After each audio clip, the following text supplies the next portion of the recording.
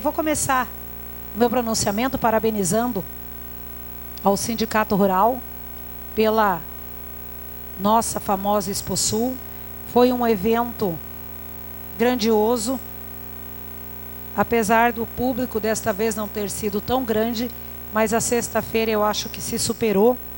E também eu gostaria de pedir desculpas à população que lá estava, porque, segundo fiquei sabendo, chamaram meu nome na arena como presidente da casa para a abertura.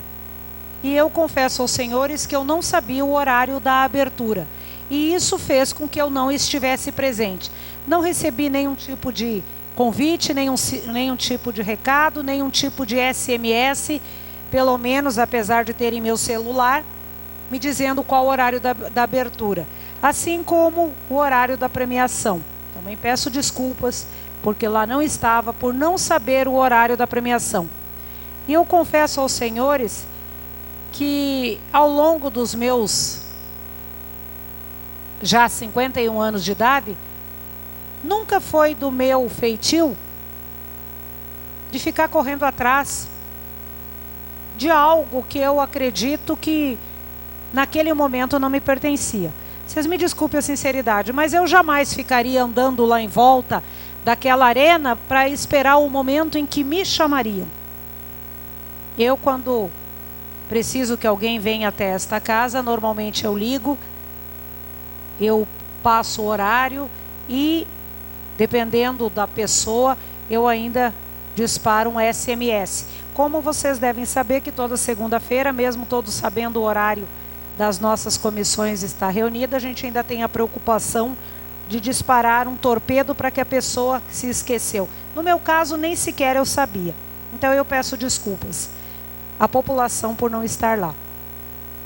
Com relação ao governador, senhor Reinaldo Azambuja, eu o recebi na minha casa na quarta-feira, aonde na segunda-feira eu tive a grata surpresa do deputado Paulo Correia de estar me ligando e pedindo que eu organizasse um lanche, pois o governador estaria indo até a minha casa para conversarmos. A princípio era para ser uma conversa mais restrita, com poucas pessoas, e depois o próprio Paulo Correia acabou me disparando um torpedo. O governador está perguntando se podemos aumentar o número de participantes da nossa reunião. E eu respondi a ele: o governador que se sinta à vontade para convidar quem ele quiser, porque as portas da minha casa estão abertas não só para ele, mas para todos os seus convidados. E foi uma reunião muito boa, senhores. Como o vereador Hilton aqui falou, ele foi uma das pessoas que apoiou o governador, a sua candidatura, apesar de eu não tê-lo apoiado, ele sabia disso.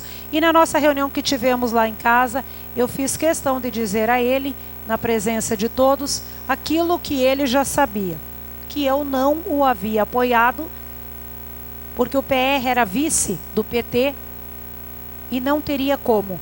Mas assim como eu disse a ele que na minha casa, apesar das minhas tentativas, acabei votando nele sozinho. Tanto meu marido quanto os meus filhos, minha empregada, todas votaram nele no primeiro e segundo turno.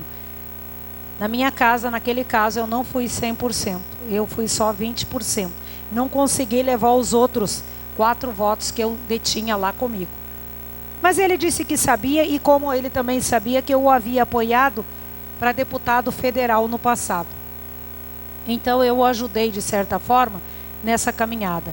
E como eu disse para ele, se tem algo que eu faço questão é de assumir em público, e para quem é merecedor, aquilo que eu tenho que tiver que assumir.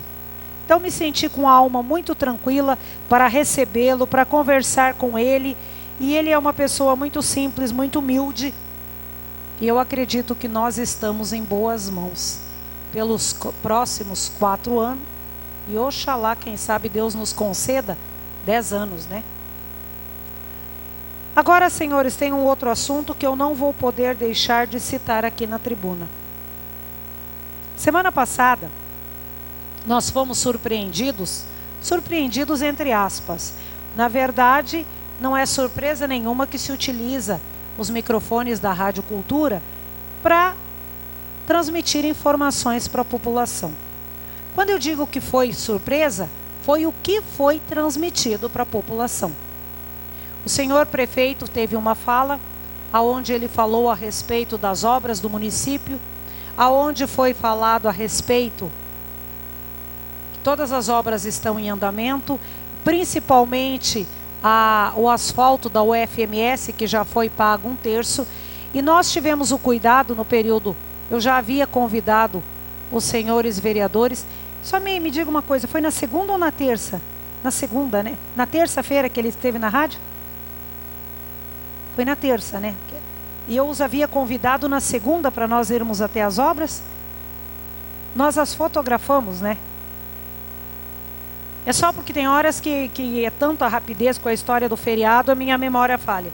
Mas, de qualquer forma, todos os vereadores dessa casa, com exceção ao Dr. 40, que aquele dia não estava no interior, não foi possível estar aqui, os vereadores foram convidados a ir até as obras e fotografar. Aqueles que puderam foram, os que não foram tinham os seus afazeres e naquele momento não tinham disponibilidade.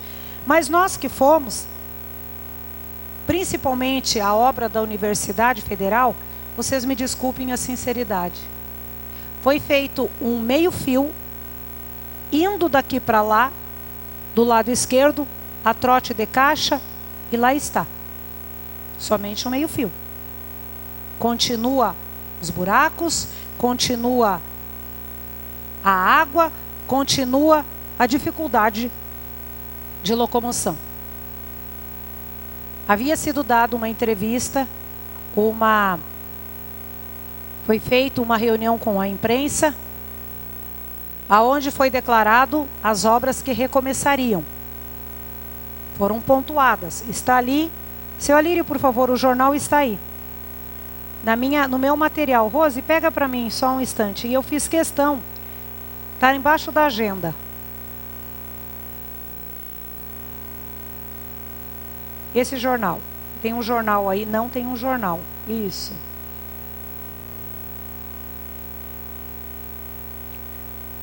Esse jornal, senhores, até por coincidência, esse aqui é o Novo Tempo. Secretária convoca a coletiva para falar de obras em andamentos. Foi pontuado obra por obra e foi dito que todas estariam, a semana passada, sendo retomadas. Nós fotografamos, nenhuma está retomada, com exceção ao meio-fio da Universidade Federal, que foi feito a trote de caixa, e com exceção a alguns trabalhadores que naquele momento, me desculpem a expressão, mais pareciam tatus, ali na divisa da bairro Esperança com o bairro Planalto. Mas lá também não tem nenhuma galeria pluvial. Então, senhores, eu acho, aqui também consta o asfalto para o bairro Flamboyant, que logo será aberta uma licitação. Tem até mesmo previsão de data para abertura dessa licitação, porque segundo consta na primeira licitação não teve interessados. Eu só quero dizer aos senhores que a população não será enganada com anúncios daquilo que não existe.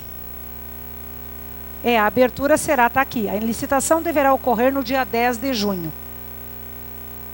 Então, nós vamos estar atentos para ver quais as empresas que estarão participando e se realmente nenhuma, porque é aquilo que eu disse, sempre está tendo um culpado.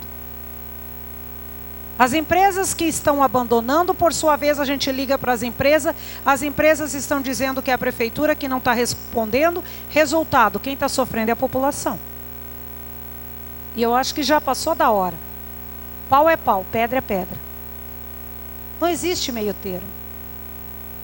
Não existe anúncio daquilo que não está acontecendo.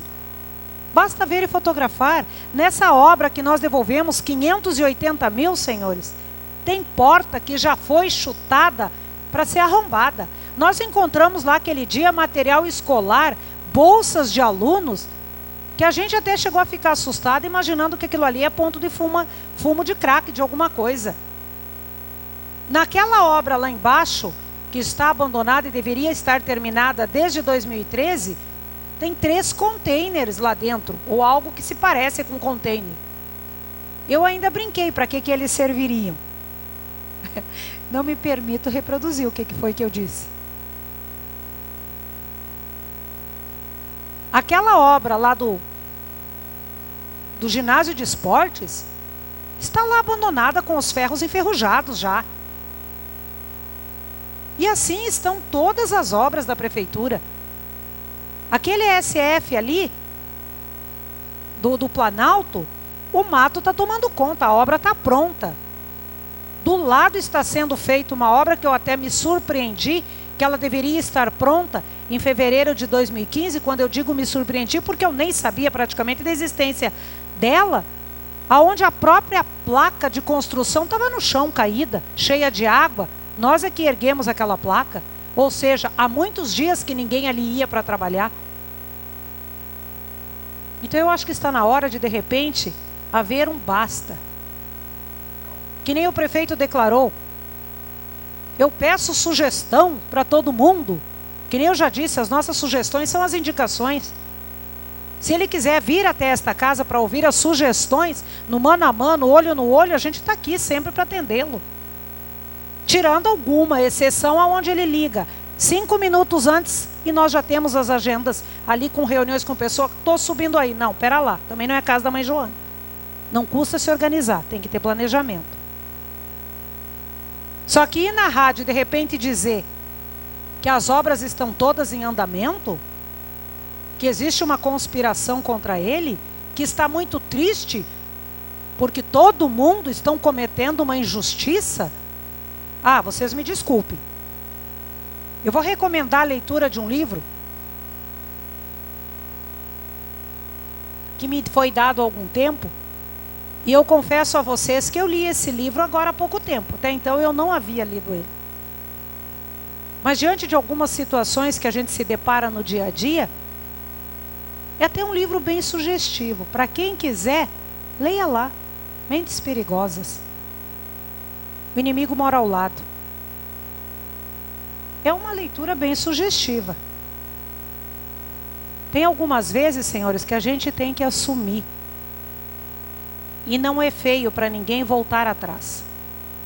Me ajudem. E nós estamos aqui dispostos a ajudar. Agora, não pense também que a gente vai fazer, ou que eu, por exemplo, Sônia Maran, vou fazer ouvidos de mercador quando eu escutar uma entrevista dizendo um monte de inverdades para a população. É o que eu tinha para dizer. Boa noite, senhores, e muito obrigada pela presença.